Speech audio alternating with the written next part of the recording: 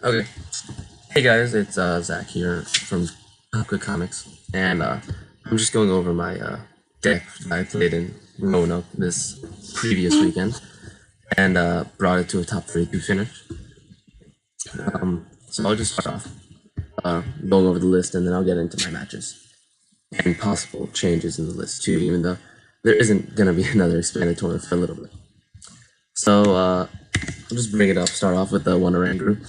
The Rangaroos obviously just for end proof. You don't want to get end one in the mirror match or against like Buzzwall and then draw really poorly and lose the game that way. So Night March can really thin its deck out pretty easily towards the end of the game, and the Rangaroo just helps you draw the cards that you want to draw. Like these are the seekers. Big three Shaman. I would not go down to two, since this is not the Zorak engine, right? This is just not like pure consistency in Night engine. I don't think you need a Zorak. It might help against Trevenant, but at the same time, you might just still draw really poorly. But I think pure consistency was better in the Zorak meta and the Buzzwell meta, definitely. I wasn't really prepared for the amount of Trevenant I was actually going to hit in this tournament, but until that later. So yeah, 3 Shaman is really consistent. You're going to need it without Zorak. And I actually end up playing all three almost all my games, which is really impactful. It's how you're actually going to reach your numbers in Night March, find your DCs, get your turn 1 supporters you want, like Getsus. Next up is the 1 Marshadow. This is like really good against, like, of course, it's fighting, so it's really good against Zorak just to have on your bench. Like, so you're attacking with like your Joel taking the active spot today, and then like Marshadow is always good to have on the bench because they don't have to maniac you. It's like a really easy attacker just to send up and like take prizes with, because they can't really Guzma, and then like they're not hexing you or accessing you or anything, which is kind of what you want, because then you can take advantage of the prize trade. But it did get a little sketchy one point when I played against someone who played countercatcher, so they're like countercatcher and then like return and gets us. But if Zorks don't play countercatcher, it's really nice to have on the bench. Your standard 12 Night Marchers, you need them. 1 Tapu Lele.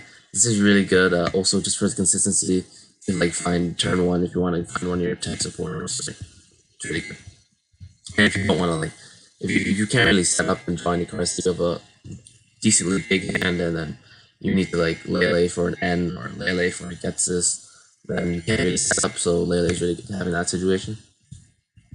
For Battle Compressor, pretty standard. You need that for Night Marchers, and you can turn 1, get rid of one of your tech supporters and be a secret back, or just pin out your deck of all your tech supporters early on if you want to put any more Night Marchers in there in case of Oracle or something. Dowsing Machine is set computer search. I think this is essentially a staple at this point.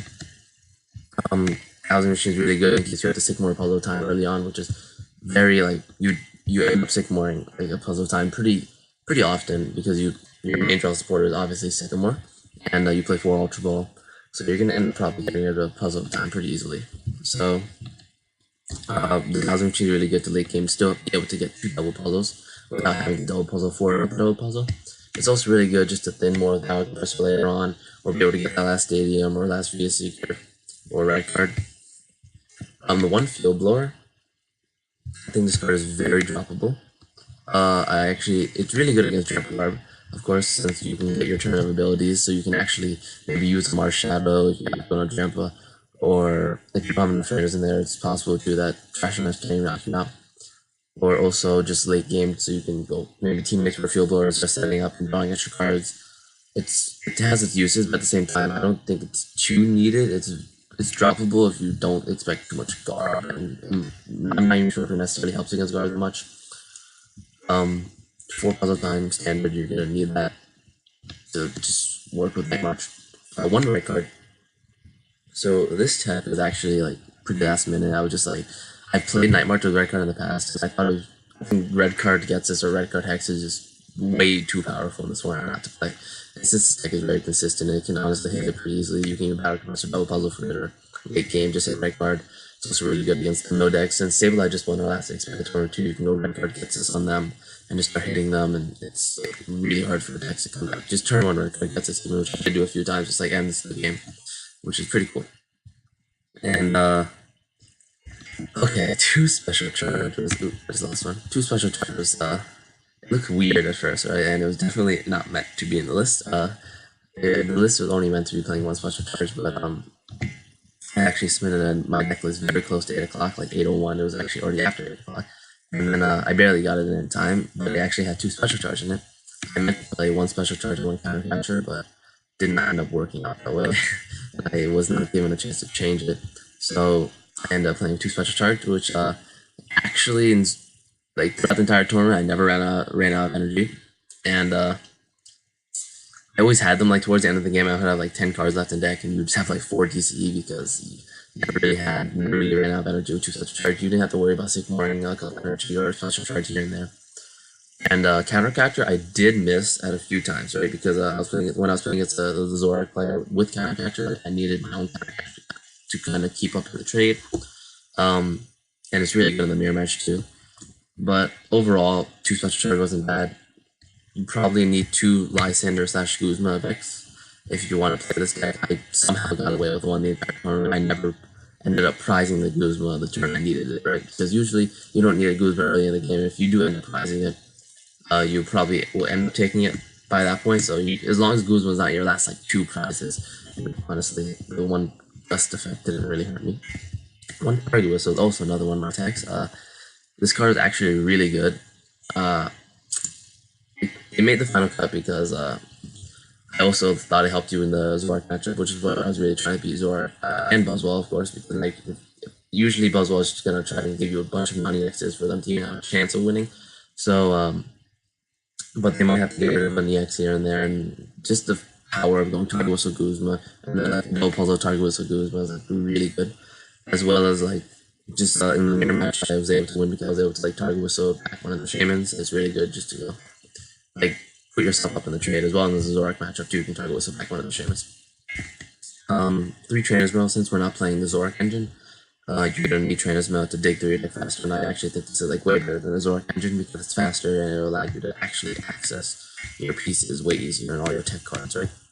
I don't play forward because I wanted to pick these kind of techy cards, which some other Nightmare players didn't, but both these techs end up winning me like 3 to 4 games throughout the entire tournament, so they're pretty major. 4 Ultra Ball standard, 4 basic standard.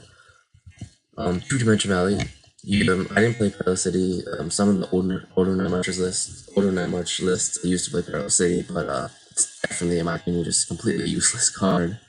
So 2 Dimension Valley, pretty standard. You need to get your pump attacks off like early in the game, so you start 1 Dimension Valley is not going to cut it, and 3 is just too many. Getsis, okay. So yeah, Getsis to start off the supporters is actually probably maybe behind Sycamore, obviously. It's my most played supporter in the deck. Like I use Getsis turn 1 against almost every deck. I like even against Zorak decks, I don't really hex ever turn 1. I always go for turn 1 Getsis unless it's against like Buzzwell. I don't do either because they don't play many trainers at all. Turn 1 Getsis was just so. It was just like I can't believe the card is a little too good. It just like totally takes your opponents out of the game. I Getsis my opponents out of the game turn 1 like probably 5 or 6 times throughout the entire tournament. Two of those times I think I got Getsis and it was really good. So yeah, I guess it's really good. Guzma, I talked about you need it. 1 gust effect is a little sketchy, but I was able to get away with it. 1 Hex Maniac. I didn't use this card as much as I wanted because Getsis was really good, and if I went right card, I usually paired with Getsis and not necessarily Hex. But 1 Hex is really good for situations where your opponent might have an auxiliary on the board, like they're playing Buzzwell and you want to go right card Hex or something. 1 N. This is also technically a droppable card because the only matchups where you really want to N are like the mirror match, but by then anyways they already have like an Orangutan or like an 8 card deck. And then it's kind of hard to end Zorak because there's trade, right? So you can't really end Zorak. So you really have to go like record Hex against Zorak. So what else you really end up ending is like Buzzwell. I think Buzzwell is pretty easy to beat anyways. The main thing is like kind of Trample card. I only ended up playing as 1 Trample card the entire tournament, so I didn't really get to see the effect of that, but yeah, N's kind of droppable. It was really good though. I think the only reason I really liked N, and the only reason I really ended up using N was when you had really awkward hands. Say you had like 2 Via Seeker and you didn't want to stick one of that turn 1 and you couldn't really set for a decent amount of cards, so you needed to like Ultra Ball Tuple it like N. So that's like the main point. You like I remember in my testing I always like, oh, I wish I had Cynthia, right? Because like you just want to shuffle your hand sometimes. And sometimes you don't even want to give your opponent a new hand because I would go get this turn 1 and then have a really awkward hand get turn 2 because I drew a bunch of cards out get this, and I don't want to end my opponent because they have a bad hand. So it got really weird sometimes. 3 Sycamore, of course. You could play 4 for extra consistency. Once again, I want to fit some of these tech cards. 1 Teammates. This card is really good, and Night March. It pairs really well with this because you're a bunch of non-EXs, and then once again, you can like Teammates for like a DCE, and a VS Seeker, or DCE, Choice Band, DCE, Battle Compressor, or something like that, right? Or Puzzle Times 2, or Red Card, which is really good. But I didn't see myself using this too much. I did use it a few times against it when I was playing against like other non-EX decks in the Mirror Match and one fan I played against. But overall, I found that deck to be pretty consistent in either using Sycamores, Getsuses, Shaman, Ultra Balls, Trainer's Mail. It was pretty good. 2 Choice Men and 1 Flowstone. So the list originally played 2 Flowstone, 1 Choice Men, which 2 Flowstone was really good for mobility, and there were some points where I definitely would have wanted 2 Flowstone, but there were definitely like you can mostly like plan out your turns ahead and maybe bench an extra Night March or bench a March Shadow if you need to like send it up the next turn. But against Buzzwell is like the one matchup you want to bench 2 Night Marchers in because they actually have a chance to take 2 prizes, and that's the only way I think they win the game, right? So a lot of Night Marchers are trying to counteract this by playing like Mr. Mime or Mew FCO. I don't think you need either of those cards because I think the matchup is just fine without them. But 1 Flowstone is totally sufficient in maneuvering through things, and 2 Choice Men is really good in fighting for them in certain times where you prize a bunch of Night Marchers or you need to like knock out to turn 2 knock out after you get this, right? 4 double colors is totally standard. So yeah, I'll just get into my matches real quick. So round 1 played against Revenant, which was really hard to see round 1 in the tournament. So I lost quickly 2 games to that because game 1 I got turn 1 trev'd, and game 2 I was able to go first, but I got no battle compressors off, and it was just really bad. So I lost a quick one there, and it made me start to question whether Night March was actually the pick for the tournament. Round 2, I ended up playing against a Zorak that played 2 red card, Getsus, Countercatcher, Mewtwo, Mr. Mime. It was like kind of the list that was like publicized to beat Oswald. And I ended up tying that 1-1-1. His red card Getsus did get to me a lot. But game 3 was really awkward because we were both drawing really, really badly for like 4 to 5 turns. And then finally, the Zorak, he drew out of it. And then time was called though, so it ended up helping me kind of. But so now I'm 0-1-1, which is really, really rough start today. But then round 3, I played against Zorak like not. He played Karen, but he didn't. You can play Karen pretty easily as long as you hold on to your battle compressors and don't get too carried away with the puzzles and battle compressors and machine. And as long as you just hold on to them, you're totally okay because you can take pretty easy trades and 2 prizes, 1 prize. So I won that one pretty easily 2-0. So I'm now 1-1-1. And I played against a Dawn fan. So this one was really interesting. Game 1 against a Dawn fan, I got really lucky. I hit like 4 consecutive Guzmas on each of his Dawn fan face. And so he literally just ran out. Game 2, I wasn't able to hit the Guzmas as easily because like every single time he spin turns, he set this wall before, right? And then it makes it really hard because you can't set up or anything, so you just need to have the pieces. So this was one of the games where I did use teammates a decent amount to just set myself up for the next turns. And I had to like sacrifice a few turns of just letting my phone knock me down. And it's also really nice to pump res resistance because they need they need 3 different or 2 different ways to like enhance their damage, right? Because Dawn only does 40 damage, so they need like a strong energy and a muscle band, or like a dance for someone else strong. So it's a little bit harder for them to knock me out, which helped in a few scenarios. In round 4, I played again, or round 5 now, since I'm 2-1-1, I played against a Jump card. This one got kind of, I won game 1 pretty easily because I just got really fast. And just did Night March things. Game 2, he had Garbotoxin now, and it got really sketchy, and I lost that one. In game 3, I get to center 1, like I did to a few people throughout the tournament, and just got most of his hand, and then won the game from that point. Round 6, played against another Trevenant, and then I was 3-1-1 at this point, and I was really depressed because I'm like, oh, maybe I think I'm gonna like go 3-2-1 right now, and then have to win that, maybe be on the bubble. So I was a little bit pissed because I lost game 1, and I thought like the tournament Trevenant, I thought this is how the series is gonna be. This is how the day is gonna be. Too many Trevenant, I much might not to play. But then game 2, I was able to win pure game 2, I was able to win just purely off the Gets turn 1, which has been so good against Trevenants. And then game 3, I was able to win purely off Sky Return looping until I ran my opponent out of ends, which I got really lucky because I would have 5 prizes. He would end me. I was draw Shaman DC. Then I would go. He would let me take a prize. I would go down to 4 prizes. He would end me. I draw that Shaman, set up into a DC. And then he would like end me again after I got down to 3 prizes, and then I still draw Shaman DC. And then I did that to the point where I ran him out of ends. And then I kept on Scourge and looping until he was trying to set up a Lele on the bench, but I was able to draw to like a Hex Maniac, a bunch of battle compressors and then marchers, and just go like much things and win that one pretty luckily. So then at this point, I'm 4-1-1, feeling pretty confident because I still haven't hit a Buzzwall tournament. I've been waiting to see the Buzzwall because that's mainly why I play this deck. I expected a bunch of Buzzwalls. So then round 7, I finally hit my first Buzzwall. And this was a pretty easy 2-0. My opponent did go 0-for-4 in Max Extra game 2, but at the same time, I think I would have been overall okay because as long as you manage your bench correctly and find your flow stone you need it, you're totally okay in that matchup. Round 8, I actually played against Garatina Malamar, Frank personally, and I was really depressed again when I saw this. We actually sat the status to each other before, and I was joking around how I just avoided him at one table, and then we get paired against each other the next round. But I thought I was gonna lose. We got that match was really bad. So this one 5-1-1, and if I lost, I would be 5-2-1, and then going to win and hope to bubble in. But what ended up happening actually is that game 1, I was able to get them the 2 prizes before he was able to get like the Chaos Wheel and his standard like lock, and then he finally hit it. And I thought maybe I can like deck him out. He had a few cards left, but I didn't have that many turns. He had enough turns to just win the game, right? Game 2, it was really awkward because I started just Lele and I passed. So I'm like, okay, this is like the series over. The series is over, but it's whatever.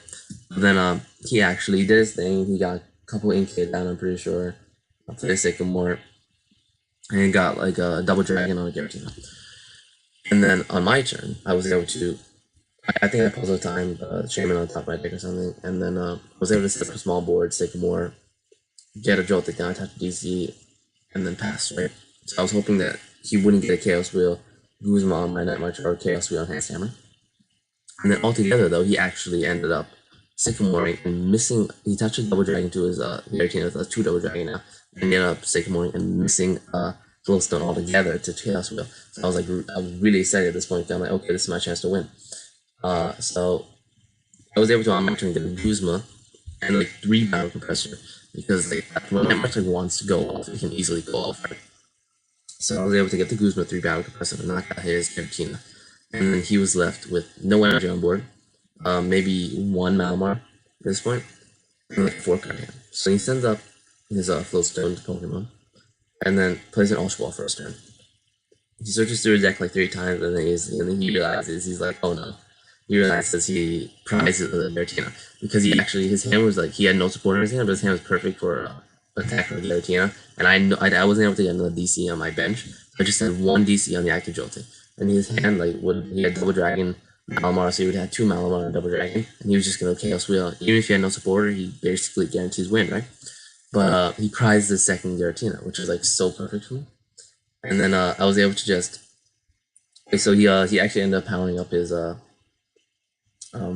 Dawn Wings Necrozma, but it wasn't able to like keep up at all with the Night March trade, and I was able to barely sneak out that game on like turn 2 or 3 of time, and then we ended up tying. So at this point I'm 5-1-2. That just going over that matchup in general, your team Malmar, if they get set up, it's definitely a really bad matchup, but you can definitely like get them at points in the game where if you can go like turn 2 Red Card Hex or turn 1 Red Card Cactus or Getsus, like that's basically your only way to keep on disrupting them into the point where you can just like constantly hex them and start taking knockouts and get a bunch of DCs on board. If you can get like 3 DC on the board, I think we're just totally fine in winning the game, right? Because I only play 2 enhanced hammer. Round 9, I end up playing is my winning in now. I'm 5-1-2. If I win, I'm guaranteed in 6-1-2. It's not like 6-2-1's bubbled. 10 of them missed, I think, but 6-1-2 was guaranteed in. So this is the winning in. I played the Zorak, but he played Oricorio. So I hadn't really tested much against Zorak with Oricorio, but I still think it was pretty favorable, even though a lot of the Zoraks would disagree. But game one actually ends up taking 40 minutes. Right? It comes down to the point where he goes red card Hex Maniac, and I need to miss a VSE and a DCE. My deck was only 8 cards though, and I had 2 DCE, or 3 DCE and 2 VSE. So like the odds were in my favor to draw out. But I'm not sure if he did that. But Oricorio did get kind of tricky at some points, but as long as you just control your Pokemon, didn't put more than around like 10 Pokemon in there at like points in the game, or you never match the 2 that much, where you can kill both at the same time with Oricorio, then you're totally okay. And like you're finding the price trade. And Targus actually helped too, because I had a pretty dead hand at one point. I was able to keep up the price trade by going Targus, execute, and then Guzma Sky Tournament. And I was also able to get another Sharing back in my hand, which is really good because that makes me like Ghetsis proof, because he can't Ghetsis me. And it also makes me Hex proof, because then he gets to choose like which support he wants to play. If he plays Hex, I have a bunch of trainers who play Ghetsis, play Shaman, which is really what the dilemma was for all these players for the entire tournament, which is really what I like Night March, because usually I get Ghetsis a lot, and I would have Sycamore Shaman, or if I got Hexed a lot, I would have Sycamores and like Battle Compressor and Ultra Ball. Overall, the best play to do against Night March is still Hex, because it just slows them down entirely, because I play through Shaman. But if you're playing against a Zorak version, Ghetsis might be better, because they don't play heavy abilities like this one does, right? This list does. Then I ended up winning game one that took 40 minutes, and in game two, my opponent was going to win, but he was short a couple of turns on time, right? So I felt really good bringing the 0-1-1 start to a 6-1-2 record, going into day two at 17th seed, I'm pretty sure.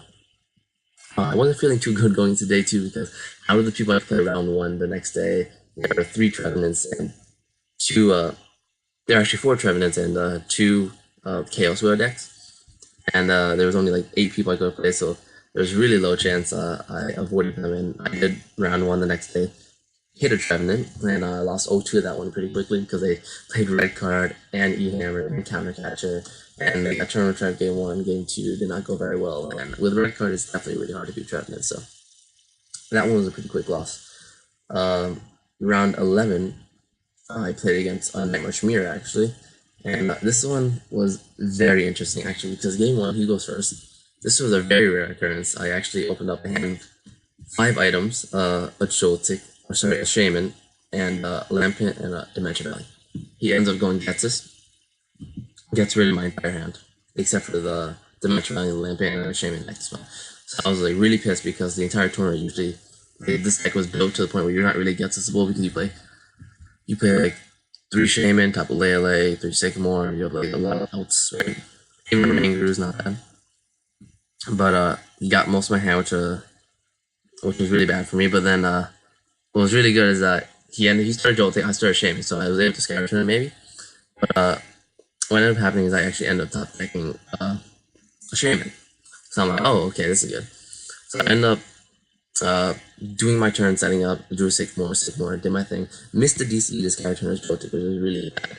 But so he ends up knocking out my Shaman. He goes to 4, I still have 6. I end up knocking out his Joltik. I go to 5, he has 4. He ends up knocking out one of my Night Marchers. He goes to 3, I have 5. Then I end up knocking out his Night Marchers. I go to 4, he has 3. Right. He misses a knockout this turn. He misses a DC to even attack. So he has 3, I have 4. At this point, I go Kuzma up his Lele, which is his only EX on board, and knock it out. And then he does his turn thinking that he can now go, okay, knock out a non-EX and then knock out an EX to the next turn to win. Because I still have 3 prizes, or I still have 2 prizes right now. He has no EX on board. But this is where Target was okay, man. And I was actually able to Target was still back a Shaman and Guzman for the win, which he did not see coming. So that was really good. Game 2, he actually does the exact same thing. He gets me to the point where I'm left with 1 DCE left in hand, and I was able to actually top deck Sycamore right out of the 2 turns, actually play 2 Pokemon on board. And then he was able to get started. I probably shouldn't have benched my other bench Pokemon, because then I would have given myself the option Ultra Ball if I knew he was going to get smooth, which I probably should have prepared for. But I had 2 Pokemon on board, and then I drew a Dimension Valley, sent up my other Pokemon, and then next turn I drew a Sycamore. So and then I ended up winning that game too. which really helped. I had to top deck out of 2 Getsuses there. But round 12, I played against another Trev, so this is my 4th Trev of the tournament. I'm currently 2-1. No, I'm currently 1-2 against it, which is not very good. But then I played against another Trev. This was different Trev because I played Pokepuff, Red Card, Enhanced Hammers, and like Getsus. It was definitely different. Game 1, he decides to Pokepuff my hand. He sees that he put the Shaman down or a Pumpkin and something, and then he sees that there's just a bunch of trainers in Dimension Valley in there. So he ends up actually computer searching and playing his own Getsus to clear my hand by Dimension Valley, right? And I started jolting. And he attached the energy to his active ability. So you can just win with the energy drive next turn. And then I end up drawing. I was thinking, I was jokingly too. Oh, maybe I can top deck another top deck out of another Getsus from my last round. And I drew Sycamore. I was able to hit the turn 1 at March 180 to which he wasn't very happy about. Game 2, he did Trev things, turn 1 Trev red card. Did not go well for me. Game 3, I knew his list played a ridiculous amount of items, so I went for the turn 1 Getsus, like usual, and I got everything except for Trev and Dimension Valley, so that was perfect. Won that game just like that. The next round, I went, so at this point, I am 8-2-2, and then I need to. I assume maybe at this point I thought I could win an IDN, but in reality I need to win the next 2 in a row to get in. And IDN to get in. So at this point I played against round 13, second last round. I played against Whaler. The Whaler that actually ends up becoming second. So this one was very interesting. Our game 1 took 40 minutes actually, and it ended up coming to the point where I played Getsus, right? And got rid of most of his hand. He only had like 4 supporters left. And then he was able to top like max potion, so he was able to heal and team flare. Then I played Getsus again. He ended up top decking an enhanced camera, so he was able to go enhanced camera against Rolla. And then I would go Getsus again, and he top decked the puzzle time to go Skylight for double puzzle, and then go max potion E-hammer. So if he didn't top deck those 3 consecutive cards, I was going to be able to knock out one of his Whalers and then try to whistle back as a Ranger to take my last prize card. So I end up actually not. Oddly enough, my 2 special charge topped out line in that matchup, even though this was like a deckless error in a way. But still, he was still able to basically run me out of ES Seeker in a way, and it was really hard for me to continually get this. You can't really end them because they always have 6 prizes, so I got really to the point where I was running out of resources in terms of like not energy. I still had 4 energy left in deck at the end of the game, which is what double special charge does for you. But I was never able to like one shot Whaler because I did start Pumpkaboo and I tried a couple of more. So the Pumpkaboo is definitely the worst starter. If I was like game 2, if I was able to, I quickly scooped game 1 right after I realized I was gonna lose, and then game 2 I went in and I tried and quickly like donk him. Maybe I can get this in for 1. He doesn't draw basic. But he was able to get basics down, and I still was probably never after and I started 1, so I wasn't able to actually ever one shot a Whaler. It would be really nice to start like Marshadow or Shaman or Rangaroo even, right? Anything but an Marsha. But and then yeah, I lost that one, so I knew I couldn't make top 8 anymore. But if I won the last one, I could still make top 16. Of course, there's 8 Trevs in day 2, and I get playing against another Trev. So this is my 5th Trev of the tournament, 3rd one on day 2. And then I end up losing this one. Game 1, he gets turn 1 Trev, does Trev things. Game 2, I go turn 1 red card gets this and get his entire. He's just left with like, a Trev knitter. And then I win that one. And then game 3, he goes turn 1 Trev and he does his things, and that's what Trev basically is. And that's so out of my tournament, I end up going 8-4-2. That seems about right. Yeah, 8-4-2, top 32. 3 of my 4 losses were Trevenant, and then one of them was Wailord. So overall, I think that much was actually pretty good. Like I only played against one Buzzwole throughout the entire tournament. I wish I played against more because I think the match was really easy. Especially all the top Buzzwole players were not playing any counter at all, except for James Arnold, who played in Oricorio. But otherwise, all the other ones weren't even playing like Landorus, so like they would have been really easy matchups. But I wasn't able to hit them. I hit a bunch of Trevs. But yeah. So overall, that match was really good and expanded, honestly. It actually has pretty good matchups and it's always consistent. I could rely on it drawing well almost most of the time, and it packs a punch, and it's actually pretty threatening to like sit against. Like none of my opponents were necessarily happy except for okay, obviously the Trevenants. or a little bit happy until they started getting like guesses. And then of course the Garrett team that I was happy. But no Zorks can really be happy sitting against Night March, and Buzzwole is definitely not happy. If you want to deck to beat Buzzwole, Night March is definitely one of the ways to go, right? So yeah, Night March overall was a really good play for the tournament. The tournament was really well run. It was really fun. So yeah, that's gonna wrap up my deck profile for Virginia Roanoke Regionals Expanded. Quick little shout out to Team Top Cut Comics. You can go to their website, Team Top Cut Comics, and use the code TCC Team 10 for 10% off of your online purchase. Thank you guys for watching, and that will be it.